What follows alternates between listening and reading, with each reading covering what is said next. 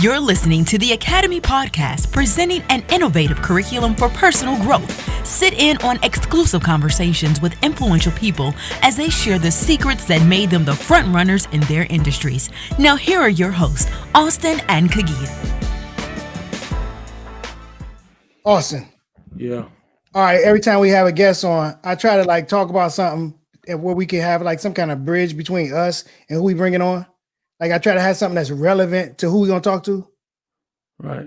But it's something that's burning, dude. It's just burning. Do it. Do it. I gotta drop it. I can't hold it till next time we interview somebody else. Podcast. We can do whatever we want to do. We can do whatever. We can? All right. Look, check it out. All right. I'm buying a table set because we don't have Goose anymore, so we can get a kitchen table. Right. Goose is dog, by the way. All right, so we shopping for a table set, and we about to buy the one that I've been looking at for a long time. And the people said I should get insurance on my chairs. Yeah. No. Yeah, I'm tired of this insurance, man.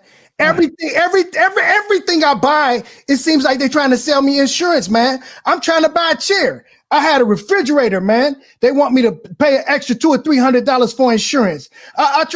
Cars, they trying to sell me extended insurance, man. Right. Every single business got an insurance scam, man. It got to be a scam. What you trying to tell me? Why I need insurance on my chairs? Are you serious? I need to insure my chairs. And look. Oh, and insurance only lasts for 3 years. So after 3 years, it's over. And what you trying to tell me about your chair? Your chair not going to be able to hold me for 3 years? Who made this chair? Who built this chair? You don't believe in your own chair? Why are you trying to sell it to me? Just in case anything happens in those first 3 years, they're trying to get you to have it. But they try to add on the extra stuff. You want to get this polished chair stain remover insurance for $19.99 a month or something like that, or extra $100 and we'll do this and that. Now, I remember when you bought that piece, you had to go back 3 or 4 times to get it, right? When you went to go get it, that's a whole nother story. That's a whole nother story. But I did not pay for insurance on my chairs. But I'm trying to tell you, I didn't pay for insurance on my refrigerator either. And that thing broke after 2 years. I'm trying to figure out, and they talking about, well, you didn't have insurance? Man, why I need insurance? This thing should last 15 to 20 years. I'm not gonna lie. You may want to have insurance definitely on your appliances though, bro. You don't think you should have insurance on that? Why are you gonna sell me something? You say it costs $1,500. And next thing you know, by the time I pay for the insurance, by the time you add the taxes, by the time you want to charge me $100 to deliver the thing, I'm ready to carry this thing on my back. By the time you charge me all that, I'll spend $2,500. Hey, listen, welcome to the Academy Podcast, where G thinks he's being scammed at every turn. We want to listen. Season 2 is all of season 2. It's the true. Running joke is going to be he thinks he's getting scammed on literally everything. But shout out to you guys, man. We got a great show today. G has done his rant and his venting. To be continued to see what happens with the chairs. If your chair, who put the chair together? Was it you? No, the chairs were together. They came together, because if you put them together, I would have definitely said get some insurance on those chairs, though. The chairs were together because what happened? So we bought this table and chairs. Right? They charge us whatever extraordinary amount they charge us, but we wanted it. I've been having my eye on it and everything. So they look, you can't get the table not in yet, but you can get one of the chairs, and you can't get the bench yet. You can get the bench in January, and you can get the table in February. So we're gonna have to wait 3 months to get this stuff. I'm like, man, if I really want it. We ordered it. We put the money down. We boom, we're gonna get it. In February, it's gonna get here. I'm walking out the side door through the back part where they sell the other stuff, and I walk past the same table, and I'm like, what's this table doing here? They say, well, this is the stuff, this is stuff you can get for cheap because somebody brought it back. I'm saying, man, I just bought this table for $200 more, and it didn't even come with all the benches. So I had to go back to the other side of the store, tell them, fuss at them, get my money back, come back to the other side of the store and buy the one that was already put together. I can take home today. Is the chair and table worth the trouble you went through? Man, that thing's sweet, man. I love it. Yo, so we listen, y'all. We got somebody in the back super dope guy. He was on our wrap up show for the first season. We had to get him in early for season 2. Man, we were rocking with season 2. Man, we got some great stuff lined up. We got Dr. Nehemiah Mabry in the building. What up? What up? What's good, man? What's going on? I know you in the background. You hearing what G's saying? Let me just ask you: are you the guy that gets insurance on the stuff that you get, man? Just listen. I'm gonna tell you, I don't. Here's the insurance, though, G. As Austin said, just figure out how to fix it yourself. You know what I mean? Just go ahead and look at how it goes together. Get somebody to call on speed dial and say, hey, if this thing break down, I'll just have the DIY. That's it. Do it yourself. DIY. Yeah. YouTube it. Insurance, you know what I mean? It's called CM. Carl Mabry. That's it. Carl Mabry. We'll call you. On the real, I know we about to get into this interview, but for real though, man, my wife be trying to get me to fix stuff, dude, and it's been working lately. She been watching YouTube videos, and she be like, "Honey, come here." I be like, "Yeah." She's like, "Honey, YouTube. Let me show you this video." Yep. She keeps showing me these YouTube videos, and I'm gonna tell you the truth, man. It works, man. Most of the time, I try to fix that refrigerator. I watch that video, and I said, "Nah, I ain't doing that." Yeah. No, that's some stuff I wouldn't even attempt. I'm gonna be honest with you. But if you want to learn how to do it, YouTube University, as we call it, that's the way to go. YouTube University. University. Yo, so we got Dr. Nehemiah Mabry in the building, who is the CEO and founder of the STEM Media platform. Man, we're excited you're here, bro. Listen, this is the Academy Podcast, a curriculum for growth. Me and G, we always love having our mind blown. We got somebody who is a smart guy who is on with us, man. So for those who don't know about the STEM Media, man, real quick, man, talk about real brief overall of what STEM Media is about. Yeah, no doubt. But please let me thank you all for bringing me on. Of course, we have you all both have connections that we go back. Absolutely. Just long before the DR was in front of my name and all that. So I just appreciate y'all bringing me on. But you asked about STEM Media. So yeah, STEM Media is a media company that provides education and entertainment content, specializing in the development and production, as well as online learning, particularly for science, technology, engineering, and mathematics. And so that's it in a nutshell, man. We found that there is not only a tremendous amount of growth and economic activity in the future of our country as it relates to these fields, but also a need for increased representation in people who are traditionally underrepresented in those fields. So absolutely. Doctor, now you just said nutshell, right? See, a nutshell can only fit like one nut in the shell. Like, you can't list, a laundry list of stuff and then say nutshell. All right. So you gotta slow down, man. Can you give me a couple of examples of stuff that you all produce, man, with STEM Media? Just help me out, dog. Because you said nutshell, and I'm like, man, this sounds like everything. Yeah. Well, I'm fortunate because it's easier to explain now that so much is being done across the internet and virtually. But nowadays, you have online learning where people have to produce curriculum content and video lectures and so forth for their students or for their camp attendees, right? So we will come alongside, say, a after-school program, organization that's looking to engage young people in a certain area of STEM, say physics, for instance. And they have this curriculum and they're saying, hey, how can we convert this from something that we were doing hands-on in the classroom to an actual video course with activities that people can do on their own? And so people will come alongside and say, hey, let's put this together in a series of videos. Let's bring some animation in this. Let's get some activities that they can use, things that they can easily find at home. And then you can make this a part of your program. And then on the platform side, on another example from a platform side of things, we like to focus on, college students and young professionals. So you have individuals who are now they've learned the material, but they need help getting into the workforce. And so we're putting together webinars and a group of just workshops. In fact, we have an event coming up in 2 weeks, a summit where we're going to be providing professional development, personal development, as well as career development webinars for students and young professionals to just learn how to navigate this career path for them. Yo, it's interesting that you said that, bro, because me and you growing up in Huntsville together when we were younger, and that legendary one hallway high school that that was on the campus.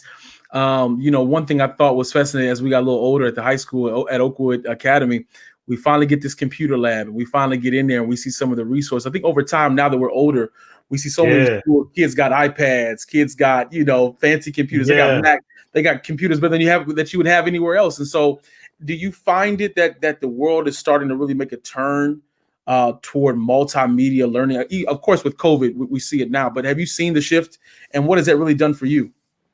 Yeah, 100%, man. And again, shout out to Oakland Academy, man. That one hallway. They upgraded Austin. They got a little more than one hallway. They got a bigger building now. Shout out to Bird. Yeah, absolutely. Shout out to folks down there. But yeah, no, definitely, man. I feel like there's always a small innovation, small changes as technology grows and people start realizing there are more ways to do something. And then oftentimes it takes something, larger or major for people to accelerate that process. And so I think what COVID has done is just accelerated a process that I did already see coming. Like no longer are you, confined to just the experts and the intellects in your local community, but you can literally glean from and learn from someone halfway across the globe. We were just talking about YouTube University.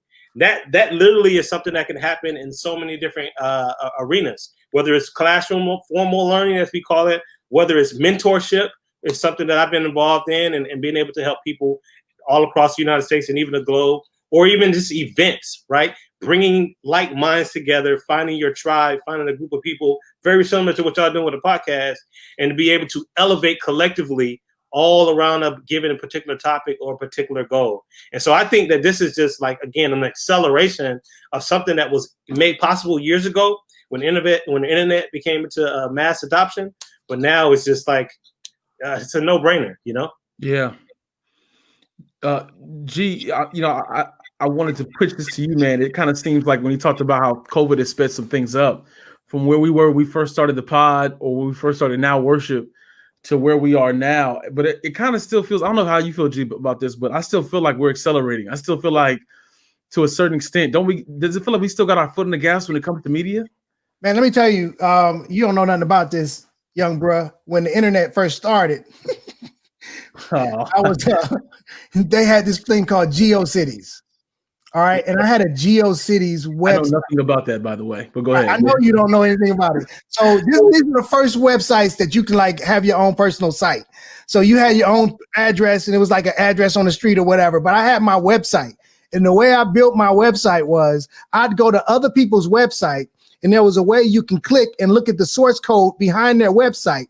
And you can just kind of gauge that must be how they made that thing happen. Copy it, paste it on your website and just change up some things. And so I could get ideas from other people. So my website had a bunch of bells and whistles that I found just by looking at other people's websites. And I'm looking now, and since we've been on media, and it's been since March, we've been getting better and better. And you know why? Because I'm looking at other people and I'm like, ooh, how did they do that? Yeah. I can't copy the source code anymore, but I can call. That reminds me of something. There's this idea. I think it was a TED Talk at one time. Everything's a remix. You know what I mean? Like everything's a remix. Like nothing at this point is completely started from scratch. We take a little bit here, take a little bit there. We put a little bit of our splat on it. You know what I mean? And then we just like take it to the next level because that when you're saying that sounds a little bit like I know also probably remember Black Planet. You remember that was the website. That was like that's how you get your background, your wallpaper. It's like snap, we got. I don't know, Ludacris in their background. Let me see if I can copy it. Like, take that. So like everything is really a remix. And to your point, G, man, now we're at a place where it's just like, man, we're like light years ahead, but it all has been like a process and an accelerating process even of remixing and then remixing the remix and then remixing the remix of the remix, and now we're kind of like in a whole new place. Yo, it's a beautiful thing, man. I think to see where we are, where we started with the expensive mic that G has. When back then we ain't had no mic, man. We just was doing our own thing. But for you, man, I think also with innovation, it's also good just seeing a young brother of color, be the CEO of his own company. But talk about just what this does for the Black community. What you're doing, how has this really benefited our community, and how can people be more involved with what you're trying to get, what you're doing? Yeah. Good question, man. As I said before, I think STEM has already been recognized on a national level, even a global level, as an area where tremendous economic activity is going to continue to grow, right? So the opportunities, whether it be jobs or for businesses, for people who are entrepreneurial, is going to continue to grow in the STEM fields, right? But again, when we're talking about the Black community, we're talking about increased representation, particularly here in the United States, right? You got the fact that, in the United States, we're 13% roughly, thereby the percentage of the population. But yet in my field, engineering, we're only 6%, right, of engineers. You look at the fact that Black women, for instance, are among the highest to experience attrition, meaning leaving STEM careers. So about 70%, I mean, this is a startling statistic, 70% of African-American women who get degrees in STEM fields end up not working in STEM fields. So you have attrition, you have already a low representation when you look at proportionally to where we are in the population. And so there is a need, I believe, to not only increase the numbers, but to show images, more and more images of individuals like myself, you all, who are being successful in this space in various capacities. And so STEM Media, in addition to being just a services company, my goal has always been to create more and more of these images, to create videos that allow people to see themselves, right? Because everything starts with a vision, right? Everything starts with being able to see yourself in a role. And there have been career fields where we have been overrepresented in, where we haven't had an issue for a young African-American male to see himself in the NBA. You know what I mean? Like, we got people who who have no business anywhere near the NBA. Yeah. But they can see themselves in the NBA counting down. You know what I'm saying? Yeah. It has been placed before them, right? And there's no shade to that. People who can see themselves in entertainment, that is no issue. We've never had an issue there. But what we need to be able to do as well as that is to allow people to be able to see themselves creating the next world-changing invention. See themselves also in the lab, mixing chemicals. Yeah. When I talk to young people, and whenever it's intimate, and I can go down the line and ask everybody what they want to be when they grow up, like what are they going to do for a living? If it's 8th grade or below, 99% are either rappers, basketball, football. Right. I'm talking about NBA, NFL, famous rapper. Right. So I see what you're saying. Where you're going is, if they saw more, if like when they went to the doctor, it was a brother or a sister. Yeah. If when they went to the dentist, it was a sister or a brother. Maybe more of them will say, I want to be a doctor, because there was this one doctor on my street that looked like me. Yes. It's not just a gut feeling either. It's the data backs it up. Like, they've seen significant increases in young people going to STEM fields when they know a doctor that looks like them, or when a young girl has been able to speak to their parents or their supervisor or their teachers about STEM fields. They have an increase and double-digit increase percentage-wise of their likelihood of seeing themselves in their fields. And so I think just being exposed, there's a lot to be said just about exposure to science, technology, engineering, and math. And to Austin's question about how can people be more involved, I think when it comes to STEM media, one of the things is, hop online, Google us, and find some of the things that we're doing. And I mentioned earlier before, we had this summit November 19th. I'm just going ahead and plug it, November 19th to 21st. Plug it, bro. Plug it. It's our second annual one, G and Austin, where we have a STEM Success Summit, STEMSuccessSummit.com. And we've gotten together 20 plus speakers. This is our second year doing it bigger and better than ever. Last year, we got over 1,000 attendees across 14 different time zones. We were blown away by that. And so we're trying to do it bigger and better than ever. And it's a free event where we're going to have 3 days of continuous sessions and workshops showing people how do they get into a STEM field? How do they do things such as network? How do they look at ways to make their resumes more attractive? How do they even start their own business? Because then there is, of course, the economic advantages of starting your own business. And so those are the things that I think people can immediately get involved in by just allowing them to take part in these free opportunities and be exposed to the opportunity. Go ahead, G. Go ahead. Well, I mean, you're talking about exposing people. So 2 questions before Austin's question. Yeah. So first of all, what age are you targeting? Like you just said, you have this summit coming up, and you're talking to them about how to get in fields. Are you talking about people that are already like second year, third year college students that are already been majoring in math, or you're talking about going to the high school level? When you're doing what you're talking about doing coming up here shortly. The other question is, I know that you've been going into some high schools and things like that and doing some presentations. Is that one of the ways that you were talking about exposing some of our young people to Black professionals in STEM?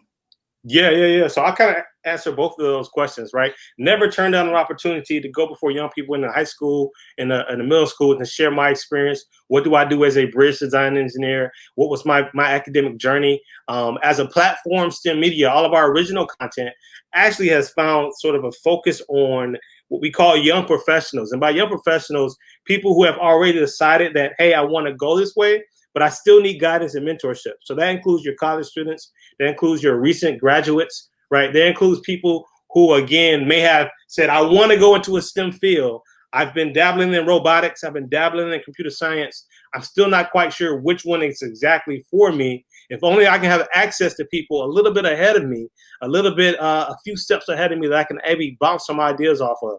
And so we're looking at maybe, 18 to the 30, 35 range for this summit.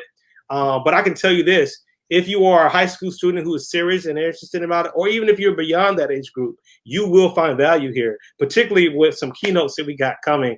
And we're going to be announcing these very soon too. So if anybody's watching this, STEMsuccesssummit.com, you'll be able to see who we have on the docket. I'm so excited about it. So that's our core audience, actually, your question, G.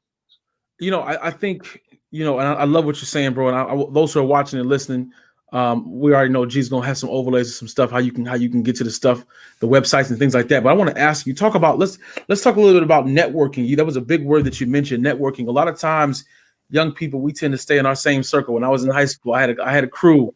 And ladies had they used to call it a clique that they would just be with all the time. But I think now that we're older, it's so funny that me and G, and he's older than me. Let me just say it for the record again. But I just want to say that me and him find ourselves networking with, Kirk Nugent, yourself. Yeah. We want to network with people because we're trying to grow. We want to make our platform better. But talk to us about the importance of networking and what you're doing. Because I know that, you almost got 20,000. We mentioned before the show on your Instagram, but I know you just started with a few who started following. Talk to me about the networking, what that does for a young person listening today. For sure. Relationships matter. Relationships matter, man. And just to go back a little bit, we already mentioned that we went to the same high school, but G actually worked there a little while. So G remember when I was at the school too. So it's funny how, like, not only did I, meet G back then and we knew you from back then, but now, as a matter of fact, we're all like in the same state, right? We're all in North Carolina. Right. Still, that relationship has continued. It's changed forms. We're all professionals doing our thing, but relationships matter. And so, you think of the idea of planting seeds, right? So often when we need something, it's very easy to pick up the phone and say, hey, can you do this? Can you buy my book? Can you put in a word for me? Sometimes if we're not careful, we can always do, as one internet marketer says, right hooks. Always go to strong ask, right?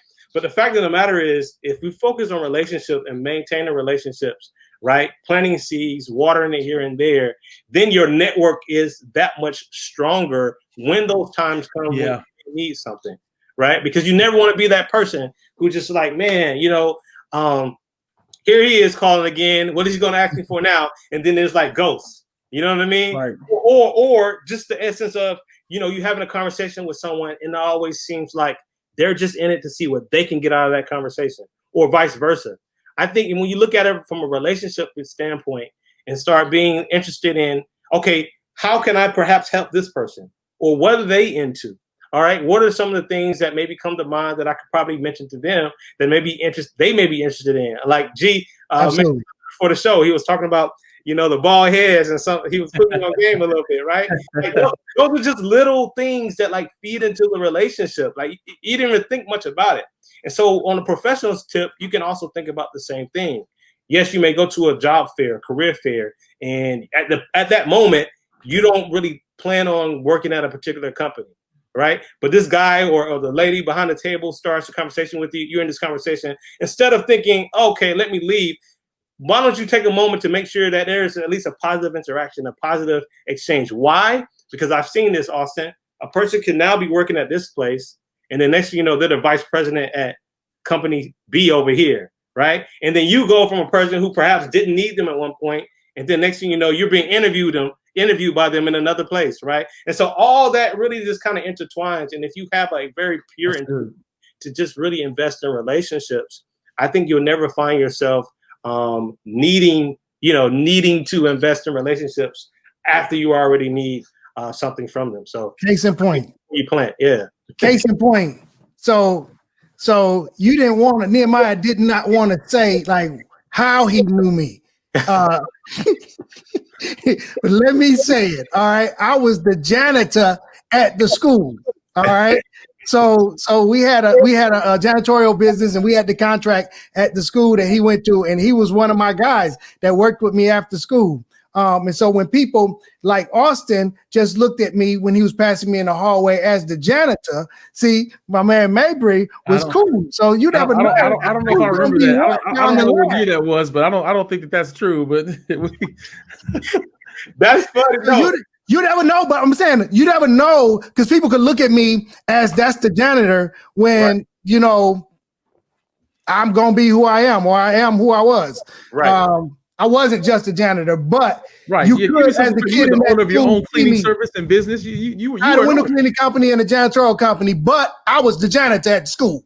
Right. Gee, that's a great point. And you're right. I didn't say it. I didn't want to necessarily. I was gonna let you share it, but now that you brought it up, like that is a perfect example, man. Like just imagine if I really was on some, you know what I mean? Don't talk to the janitor. Or let me throw my trash on the floor. I mean, high school, there's no judgment. Like. We're immature at times, right? There are a lot of things I can tell you that what did do was immature. But just imagine if the relationship started on just a crazy note now, and then now I'm here trying to talk positivity, inspiration, STEM. You know what I mean? Like that was part of the relationship that we began way back when I was in high school. And so for you to mention that is crazy because you never know. Because look at you now. Award-winning podcast. I'm going to go ahead and put it out there. Award-winning man. Come on. Just bringing your boy on. So thank you. Not only is he a bridge builder, he is also a prophet. That's it. He's a prophet. Yo, that's funny. But I do think, man, that relationships matter because I think if you rub somebody the wrong way and you don't treat certain people right, it certainly does stay with people no matter how old you can get. Right. So let's shift gears here with this STEM media. I know you're proud of the success that you all have done so far.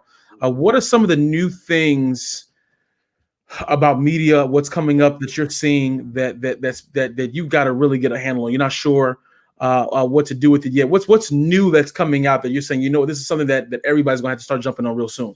Yeah. I'll tell you, good question, man. So there are some technologies, as I preface my answer, there's some technologies where you're like, oh, I know this is going to be the future, but it just may be too far ahead of this time, right? Like it's just like too far. People haven't quite wrapped their mind around it, right? Like for instance, I think it's going to take some time for us to wrap our mind around driverless cars. Like the public's going to have to try to get used to that. It's coming for sure, no doubt about it. Tesla kind of does it now, right? Does it Tesla? Right. Yeah. But I guess like for mass adoption, it's probably going to take a little while for people to get used to it. What I think is absolutely next, one of the things is what we call AR, augmented reality. Right. So you look at games like Pokemon Go, where a person is looking at their phone and it basically displays, a digital image on top of your reality. Right. You talk about Google Glass, so many different applications to it. Augmented reality, I believe, is really, really, it's kind of already here, but I think you're going to see more and more opportunities for people to take advantage of it. For instance, imagine you get a textbook, right? And instead of looking at the diagram, in engineering, we have a lot of like drawn diagrams. If I had an app, I can just hold over my textbook and immediately by looking through my phone, I can see the 3D version of whatever diagram I'm looking at, right? Or imagine if you're driving in your car and as opposed to having to always look down at your dashboard, the windshield wiper just automatically shows augmented on the road how much gas you have left, right? I think that is very, very close to being widely adopted. AR is sort of the halfway point between VR. VR is a total immersion. I'm in a whole world. I don't really know where I am. AR sort of still allows you to see where you are, but it overlays the virtual elements on top of it. And like I said, Pokemon Go, you saw how big that was. I remember that. That's right. It was huge. It was huge. Crazy. Yeah, it was fascinating. And I'm a gamer too. And so as a gamer, PS5 about to drop soon, and they're pushing their VR stuff. Yeah. So I think the more it's so fun. Like I just got the new iPhone 12, and I think it's interesting that whenever you get a new phone, how the rollout takes place. Yeah. Before it comes, they start dropping. They start dropping the hints. When's it gonna come out? They do a huge a show. And it's Microsoft or Android or Apple. They do a huge drop with all the stuff that's coming out. Then they get you with the promotion. I think that's starting to come with VR. You see a little bit, but I can already imagine Pokemon Go was such a huge success. Crazy. For I mean, it went viral. I think when I was younger, I had it. It was fascinating to have my phone. Yeah. And you could be in different locations, and I think that's dope that they're doing that, especially with where we are now, bro. Even with it relates to technology, gaming, schooling, that everything has become so digital now. Like you said, COVID's forced us into that. That's dope. Look, hey G, now I'm gonna have to show G what the game is when the podcast is over, so that he can Pokemon Go. So that he can see this, that he can catch something in his living room that comes out of nowhere. I'm telling you, man. You imagine the presentation capabilities, man. It's the PowerPoint gonna be like, you got PowerPoint? What's up with the AR? You know what I'm saying? We need something popping up. That shows out on the desk. Yeah. That's dope. That's dope. Hey, look, man. So I know you have a passion for young people. Every time I'm on your site, I'm looking at your stuff. I keep seeing you kind of building people. Yeah. Where did your passion for it seems like a ministry. Where did your passion for them? Because dude, you're you build bridges, right? You're a bridge engineer, correct? Right. Yep. That's my job. But whenever I see you, you're like just encouraging, you motivating young people. So where did that come from, and where did that get started? And tell me about that. Yeah. I love you. You said it is a ministry, and that very much is the case for me. And I don't get to really share this on too many platforms, but there was a period. I went on from high school to Oakwood College. Oakwood University. We became university while I was there, but there was a period, Austin and G, where I began to ask God if I was supposed to be a pastor, like a traditional pastor, and I began to kind of wrestle with my calling, right? And it was my second year at Oakwood. I just remember praying. I had already chosen engineering. And at the time, all know, and so ministry and speaking was kind of a gift that God had already given me as well. But I began to kind of really pray, like, all right, do I need to change out of this engineering thing? And, the answer I believe God gave me was like, no, stay where you are, right? But I'll be like, but I thought you called me to the ministry. Like, I was pretty sure you called me to ministry. It was like, I did. And I'm like, all right, cool. I need to go change my major in theology and start. And he's like, no, stay in engineering. But did you call me to the ministry? And he's like, yes, I did. So that's when I started to realize, like, hey, I am a minister, but I have a different mission field. Like, this area of engineering is my mission field. And even then, I didn't even know STEM wasn't even an acronym. But I believed right then and there, it was kind of clarified to me that I have a ministry in this realm of science and technology. And so what actually began is all of the gifts of speaking, and I was even doing acting. I was in drama. You guys probably remember that. I remember that. Right? It was like, okay, how can I not? Man, what was the name of that group? What was that? Imkanania. Imkanania. Oh, yeah, shoot. Man. I'm glad you said it, because I was gonna get the name wrong. Are they still around? I believe so. All organizations kind of. Imkanania was huge. Yeah, it was huge. Yeah, man. So I was doing that in college, and I really just found a way to take those same gifts and then apply it to the people who still need encouraging, still need uplifting, who still need empowering, right, in these STEM fields. And so that's really where it came from, man. And I always say this, right? As a matter of fact, I got it on the. Let me make sure. Yeah, right there on the back on that black thing. That's a quote I always say. My wife got it on the frame. It says, "There's something inspiring about inspiring," right? So I discovered that, the more I began to pour into other young people, that sort of re-energizes you and gets you more powered up and pumped up about your own dreams and your own ambitions and callings. And so it's symbiotic. He who waters shall be watered. And so that's really all it is right now, man. I can't tell you how many times I've been motivated by inspiring people and then going into the office and be like, all right, let me analyze this bridge real quick. I'm excited. You know what I mean? And so it's really a symbiotic process of inspiring and being inspired that really started even before I had this clarity of purpose.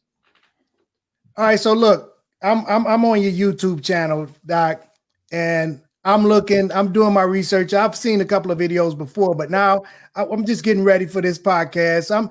I'm looking you up, I'm checking you out. And hold on, I came across more than one episode where you rapping or it's doing poetry. And I'm like, hold on, I didn't know he was up on all that. Nope. So let's not go too far down the technical end when we got a hip hop artist with us today. so not only does Dr. Mabry care about the children, but he also will rap to them, man. Well, how did that get started? Were you always a rapper or what? You know what?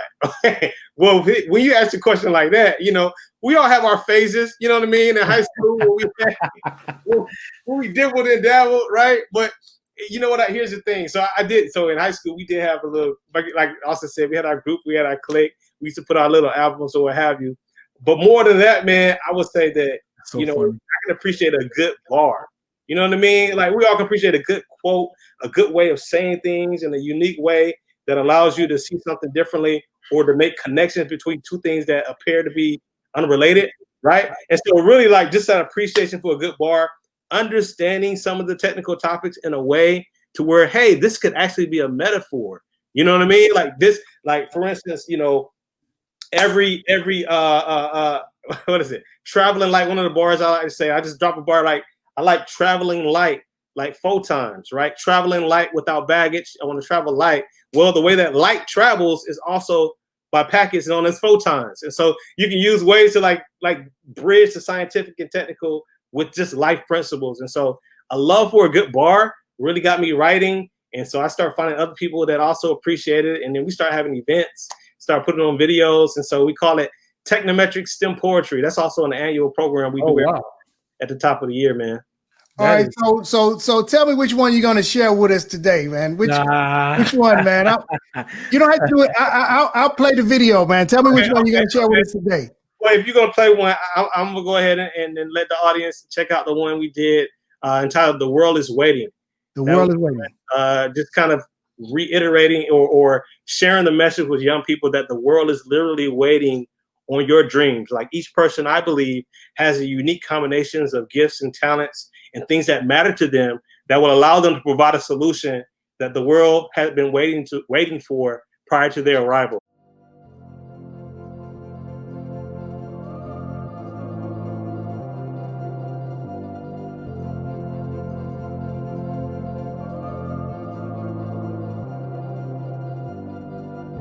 Has anyone ever told you that you can do anything you put your mind to? Change your world and mine too.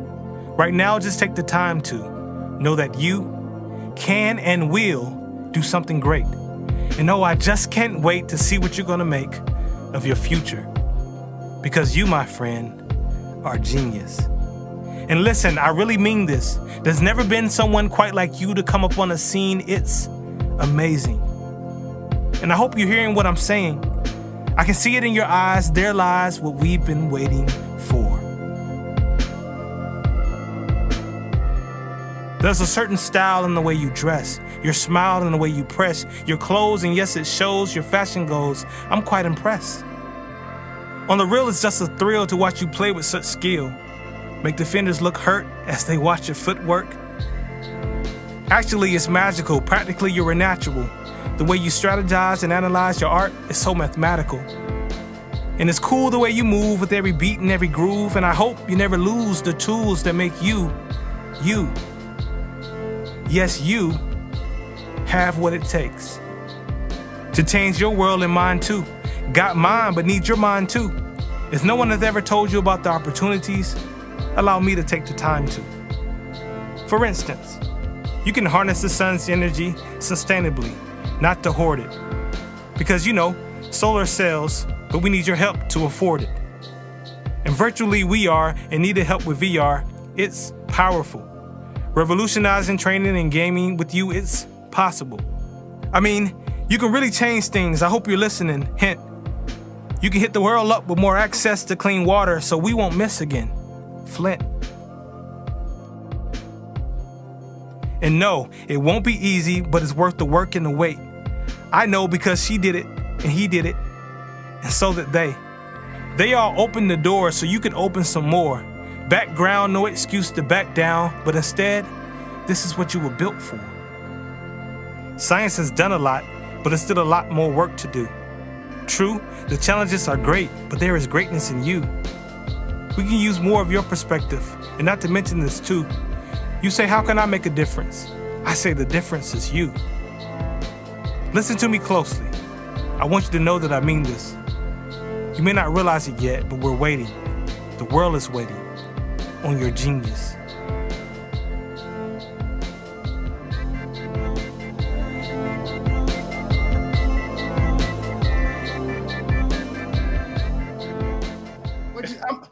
I'm tripping, man, because I know, there's this idea that there's these crabs in the bucket. Yeah. And there's this idea that once people make it, like they don't reach back. Mm-hmm. But man, after doing these interviews, week after week, month after month, I keep running into folks. All right. And is it just my circles or what? But I keep running into people, and I haven't met any crabs that have been in buckets, man. Everybody we interview are the type of people that are like, come on. And if you need help, I'll come back and get you. Yeah. And I appreciate the fact, Doc, that you not only made it, but it seems as if, a lot of your time is spent reaching back. Yeah. Yeah. Yeah, man, I don't really see any other way, man. And I'm not trying to come across as, all like, I'm trying to come across as Gandhi or anything like that. But it's really tough, I think, at this point to imagine achieving any level of success and not at least thinking about how you can benefit more people than you. You know what I mean? Like, one of my favorite quotes is, the best investment in one's life is in something that would outlive it.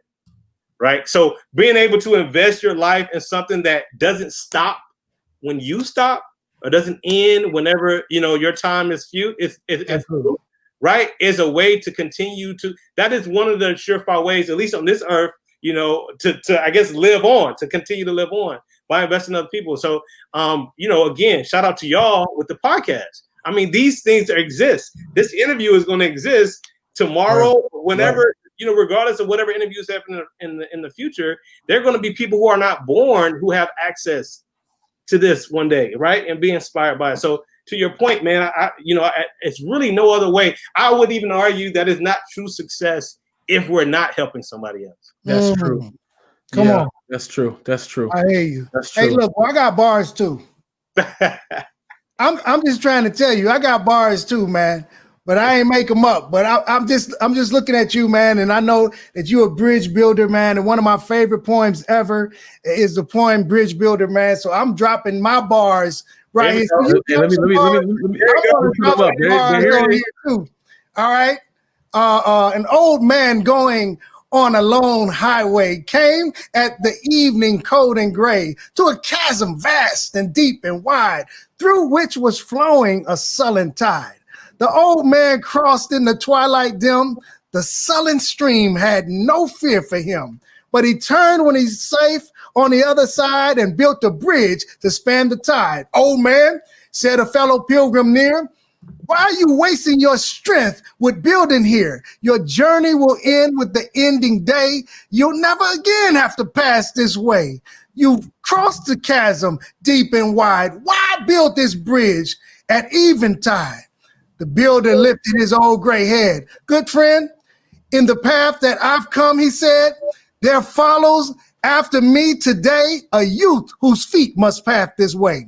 This chasm that has been as naught to me, to that fair-haired youth, this may a pitfall be. He too must cross at twilight dim. Good friend, I'm building this bridge for him. There it is. All right, we let's clap it up on the AP. You get it here first. G does his first rap right there. Hey, let me just tell you something, bro. He saw your bars on YouTube. He's like, I'm gonna get me some bars on YouTube. Hey, he gave me some. I like it, G. I love it. Hey man, you the bridge builder. I just want you to know that, man. You crossed that chasm far, deep, and wide, man, and you built the bridge And you're continually building bridges, man, not just physical bridges, but bridges, man, so that people like you can come across as well, man. We appreciate what you're doing, Doc.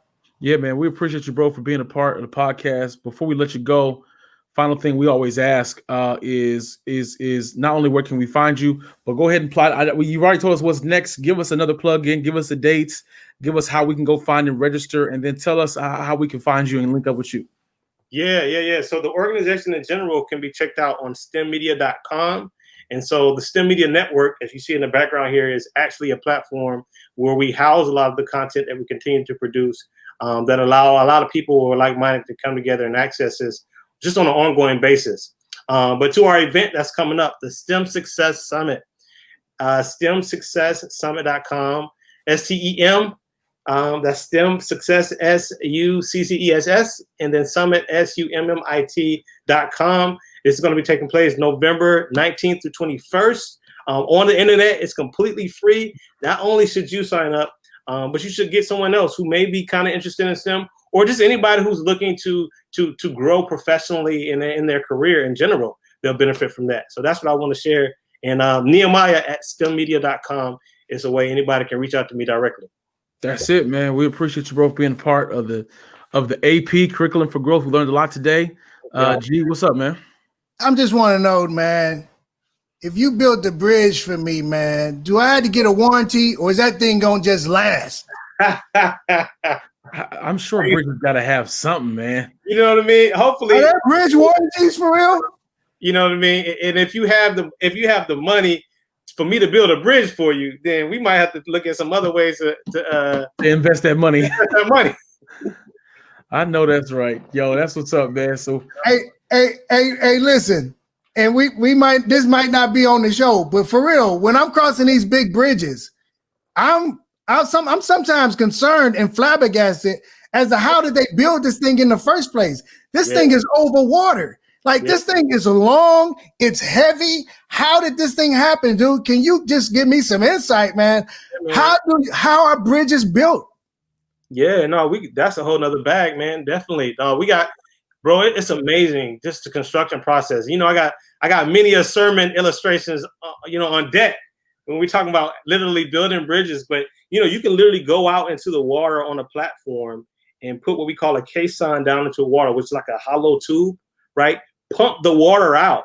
And so inside the water, right, you can drill a shaft, you can drill a pile deep below the surface of the bottom of the water of the ocean or the river, or whatever it is, and then allow the water to move back into place. And now you have this pillar in the middle of the ocean.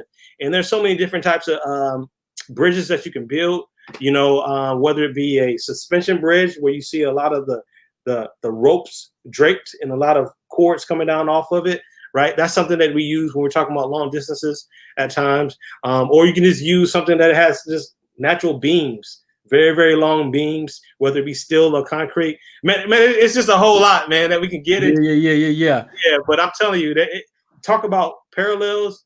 I have seen so much from the literal technical work of building bridges to what we also do when we're pouring into the lives of other people.